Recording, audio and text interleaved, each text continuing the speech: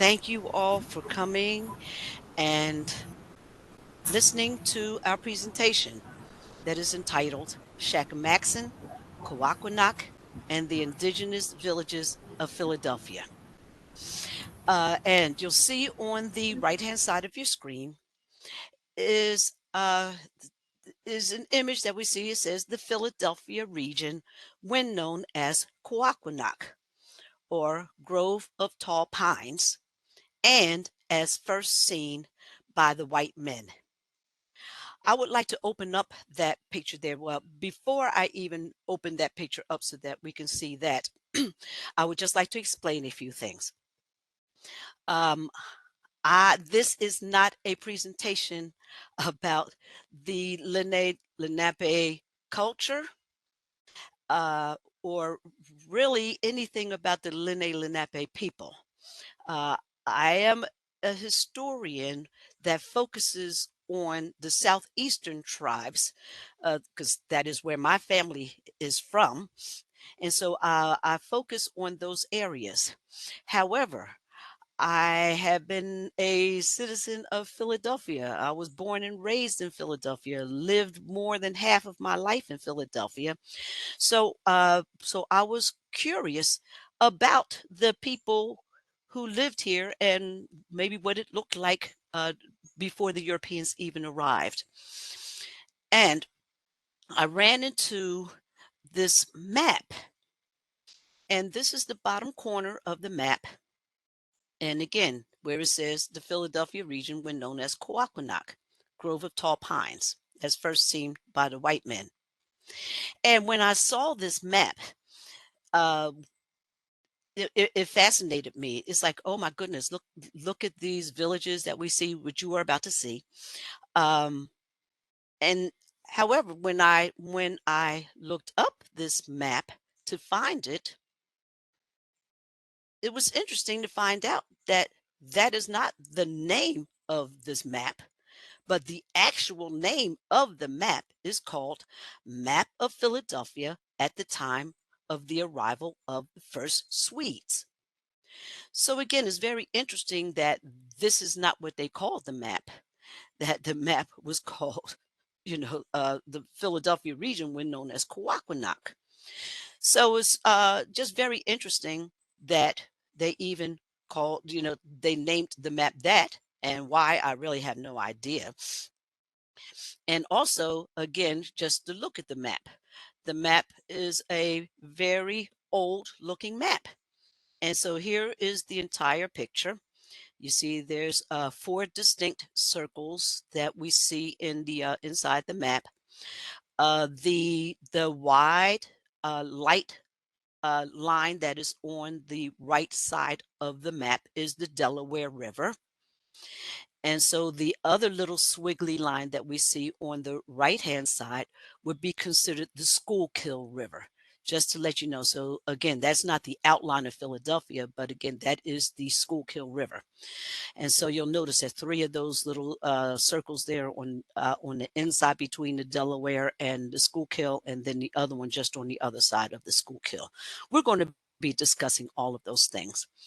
But what is very interesting about this map is that it is not as old as it appears. It was made by the City Planning Commission in 1934. So again, most people looking at this map, you think that you're looking at a map that was maybe created in the 1700s, because that is the style that this was created in. However, it was made in 1934. Using historical texts and field guides, colonial journals, and living memories, it's meant to depict the city as first seen by the white men. So again, it's supposed to be depicting when the white men first arrived. If you know anything about Philadelphia history, you will know that the British were not the first ones that arrived in the Philadelphia area. Uh, the Dutch actually arrived in the Philadelphia area, and then the Swedes arrived after them, and they were in kind of competition with each other until when William Penn comes along and starts to establish Philadelphia. So these are the 4 villages that you see listed there. And you'll notice that, again, those are the little circles, the distinguishing circles that they had. And what they said is that these circles were all villages that were in the Philadelphia region. And so now what on the right-hand side is an image of maybe what one of those supposed villages looked like. Now you notice there are different size housing there. You see that there are some smaller ones and then there's some larger ones. If you know anything about that, the smaller ones were called wigwams and the larger ones were called longhouses. And these were the buildings that the Lenape people, what they lived in. And this is what they would look like. Uh, the one on the top, of course, is a recreation of a wigwam. And you'll see that it is made out of the tree branches, and then they used the bark to fill in the other areas. They always left a hole open in the center so that when you had your fire in the center, it was way for the smoke to escape. The bottom is again is an image of a longhouse. And the longhouses you see have several holes in the top in the ceiling so that the fires are directly under them, and so that the smoke can escape. They would use them to cook on, they would use them to heat the places in. And some of these longhouses, they say, could hold to from 70 to 100 people.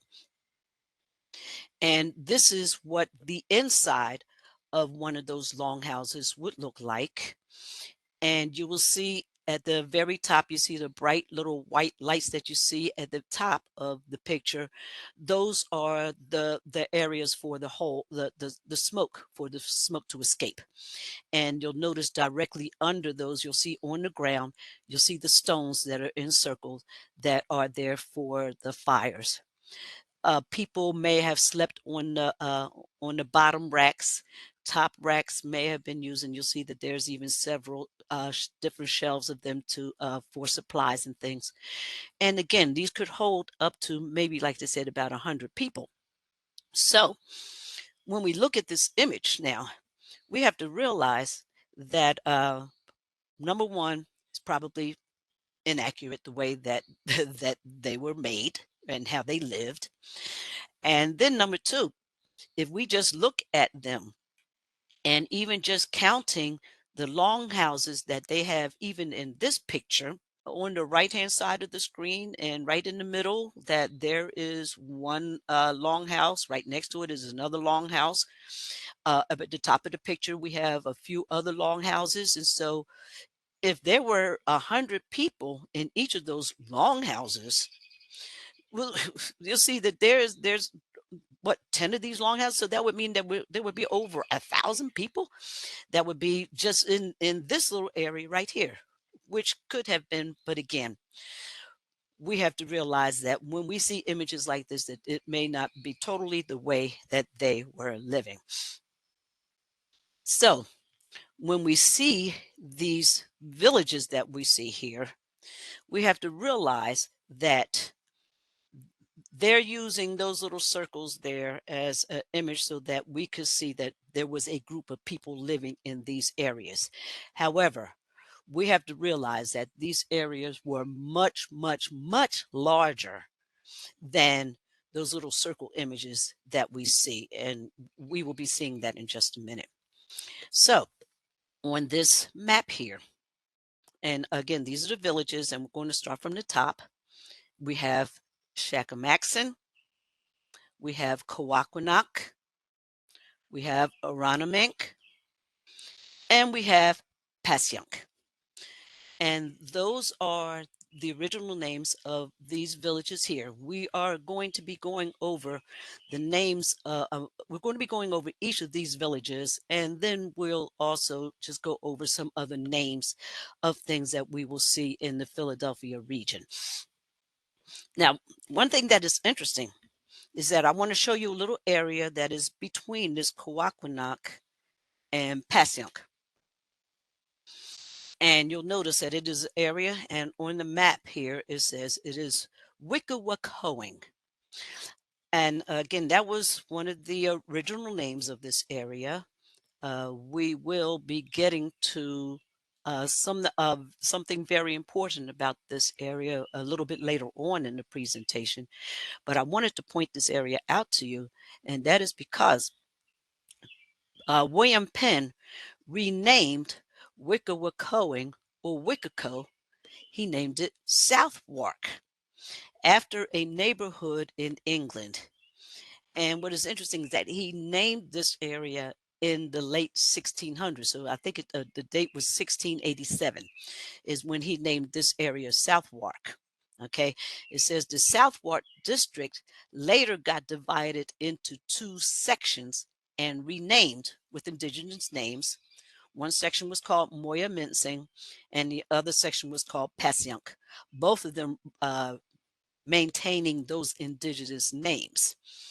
But the thing that was interesting to me is that the first name that William Penn gave to this area was Southwark.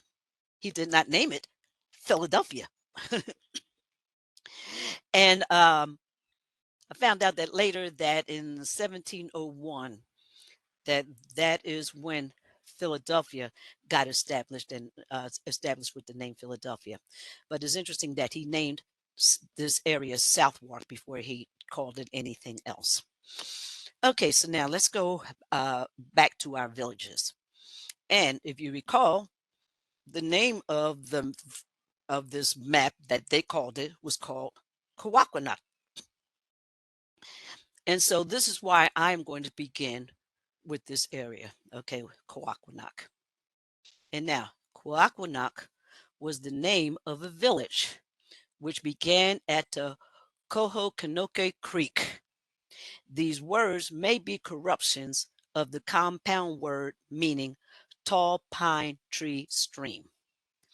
Now, as I go over these names, you're going to see maybe a couple of different definitions. And again, doing the research, I find out that other people are saying things different way. They are translating things maybe a little bit differently. And definitely when if you start doing any research yourself, and if you have ever done any research about the indigenous people before the Europeans arrived, you will see that there are many, many, many spellings of the same words.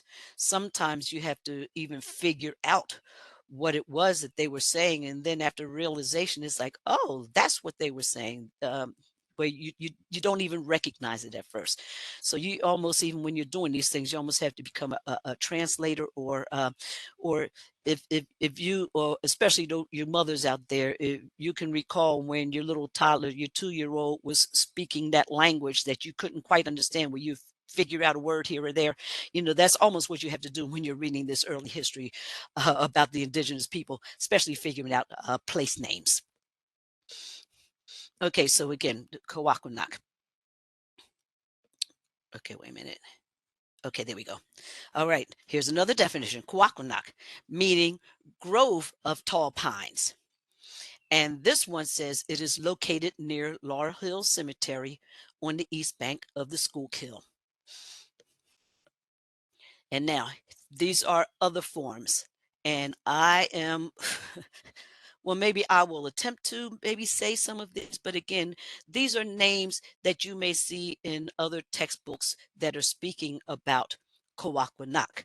And so when you would run into any of these words, if you was looking up Philadelphia, then you say, oh, okay, you know what, they're trying to say Kawakwanac here. And so I can see that. Some of them are even like some of the Swedish spellings of the words, because again, remember, they were here before the British came.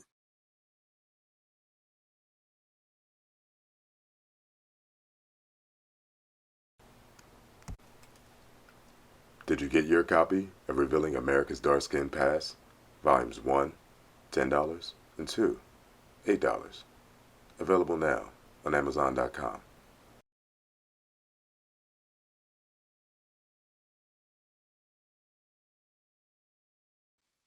So This Kohokanoke Creek. Now, again, it said that this began at the Kohokanoke Creek. This is an image of the creek there. All the way on the right-hand side, that brown that you see there, that would be considered the Delaware River. And so you see the creek and the little blue line there, uh, entering from the Delaware River. It branches off. And so here's a description. It says the Indian title of this stream was Kohokanoke.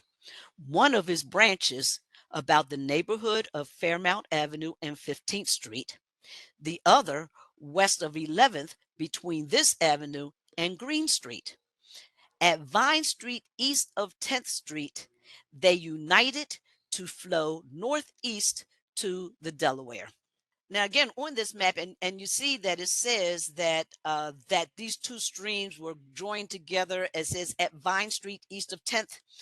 I don't know if this map is, well, again, if we look at it, and I will point it, this is Vine Street right here. This is Laurel Hill right here. If you cannot see this, this would be considered, on the map, it is called Ridge Road. And again, this would have been one of the original indigenous roads that were here in Philadelphia, which Philadelphians did take over. They did that to Ridge Road. They did that to Passyunk Avenue. They did that to Lancaster Avenue. All of those were original indigenous roads that that they just took over and made streets out of them, which is what happened really all over the United States. And again, now, and remember, this map was calling this Philadelphia when it was called Kawakwanack. And so it's like, well, wait a minute. Again, why were they calling it Kawakwanack? Well, the bottom picture is a picture of the original Philadelphia grid. And this grid, the top line of, or let me just, again, you can see my cursor. Okay, so this top line here is Vine Street, and this bottom line would be considered Cedar Avenue or South Street. Okay, and so South Street to Vine Street was the city limits, and then of course from river to river. And again, you can see there's a picture of the creek there. But again, remember, this was Kawakwanack. And so again, why again were they calling this Kawakwanack? And again, if you recall, there was another description of where Kawakwanack was. This was one description where it said that it was on the Kohokanoke Creek. There is another one that said that it was by the Laurel Hill Cemetery. So now it's like, well, wait a minute.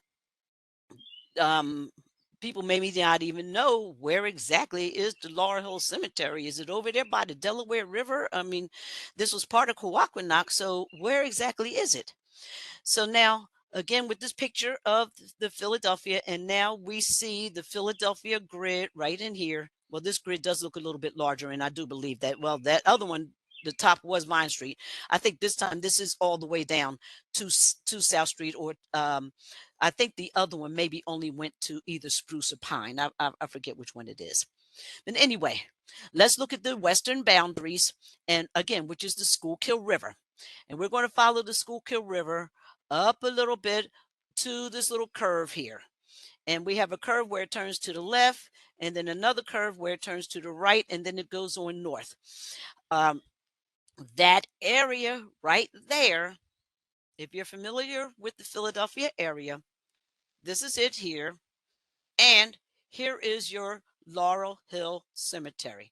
So again, they have it right around in this area, right around in here. If you have ever been over in this area, if you're familiar with the tennis courts, that's on the other side of the river.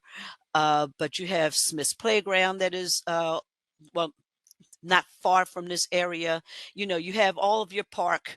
You even see in that picture, there's a little blue area right beside the 13. Okay. And this is actually one of the Philadelphia reservoirs that we have here. And again, the reservoir history here in Philadelphia is another very interesting history. Even here in Philadelphia, there are remnants of these great and ancient structures.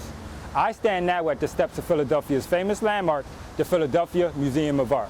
But did you also know that this historic location, which the museum now occupies, was once called Fairmount by the colonial settlers? Up until the time of colonial settlement, this land belonged to the indigenous Americans. And if the mound would have remained undisturbed, it would have been classified as a platform mound today. In 1812, an engine house was built at the bottom of Fairmount to pump water from the Schuylkill River to the top. This later became known as the Fairmount Waterworks. In 1919, the mound began its most recent transformation into what is now known as the Philadelphia Museum of Art. Again, this is Laurel Hill. And that hill, whenever you see that terminology, especially when you are reading old history books, um, I want you to think also of maybe a Native American hill, or what they would have been called Native American mounds. The indigenous people built mounds. Most of the mounds are found east of the Mississippi River, and there are thousands and thousands. Well, there were thousands and thousands of them. Many of them got destroyed, and many of them got utilized. And so I want to show you a picture of a mound. And again, this is a picture of a mound. You see what it may look like today. You see that there's even trees that are growing out of it now. Most of your Native American mounds, this would have been called a conical mound.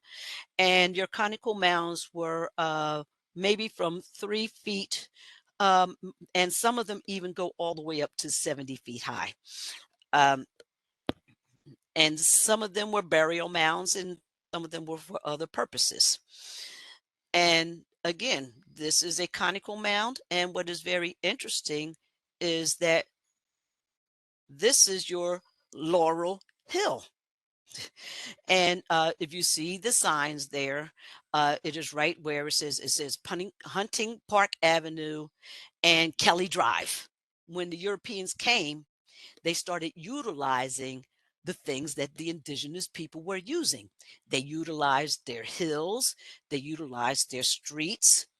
Some of their hills, though, got in the way, and so many got destroyed, along with many of the artifacts and things that were on the inside, but many of them still remained. And again, they were utilized for different things.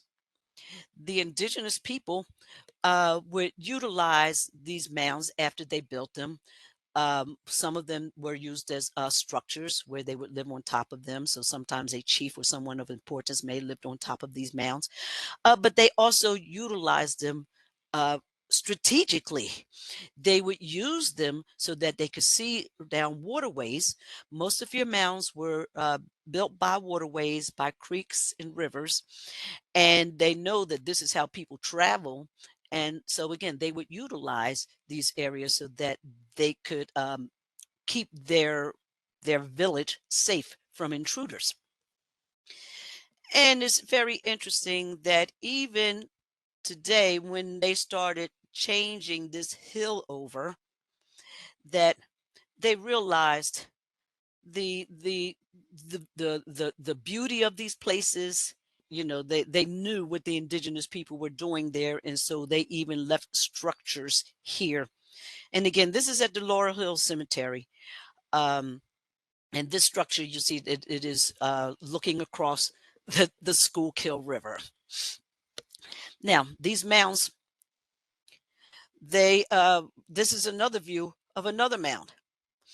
And again, you see this one is much larger, because you see we don't see either end of it. So we see was a long mound, that this one, even they have steps going up, is some of them the indigenous people uh, made like mud steps to go up these things. And then, the Europe, and nowadays we go back and we put steps in so that people will be able to get to the tops of these things. And there are many mounds that you can go visit today.